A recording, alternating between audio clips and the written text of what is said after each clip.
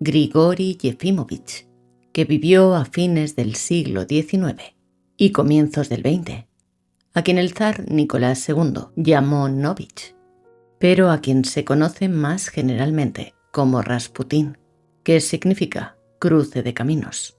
De Rasputín habla mal todo el mundo, con unanimidad tan rara que obliga a sospechar que está orquestada. Y efectivamente, lo estuvo en su momento y todavía sigue por inercia. Y es que Rasputín aconsejaba al zar que no se metiera en la Primera Guerra Mundial y cuando ya estuvo dentro, que se saliera.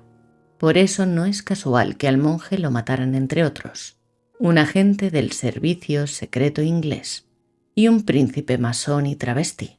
Y digo que lo mataron entre otros porque a Rasputín primero lo envenenaron con cianuro y como no se moría, el príncipe Yusupov le pegó un tiro en el corazón, el agente inglés otro en la cabeza y un tercero, otro en un pulmón. Lo envolvieron en una alfombra, lo tiraron al Neva helado y cuando lo sacaron, el cadáver tenía agua en los pulmones, o sea, que había muerto ahogado, a pesar de los 3 tiros y de estar atiborrado de cianuro. No se sabe que sus vaticinios estén recogidos sistemáticamente. Si alguien lo hizo, puede que estén perdidos en algún archivo de la Lubyanka. Ya saben ustedes que en Rusia el pasado es imprevisible.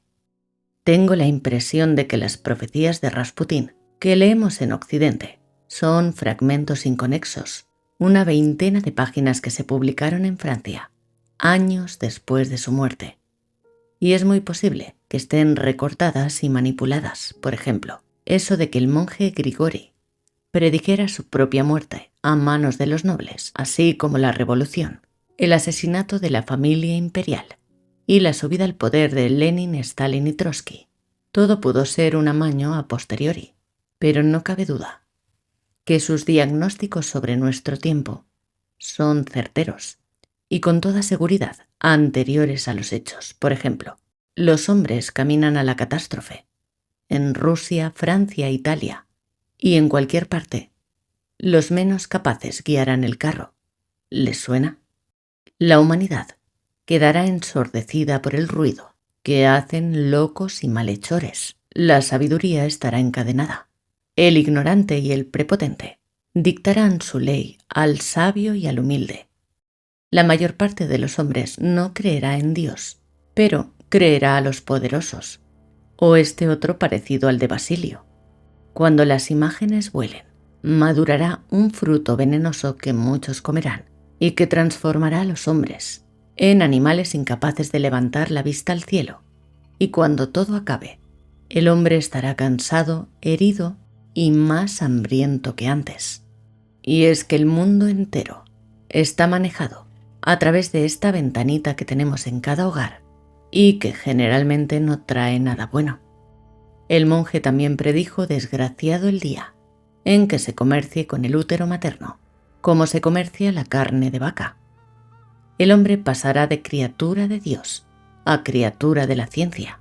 Esto ya está pasando, y también lo que cito a continuación. Se dirá que los hombres mueren del corazón o de los riñones, pero morirán de agua y de aire, y las aguas amargas parirán tiempos amargos. Otra, muchos hombres buscarán la muerte, pero atiendan lo que decía en 1916.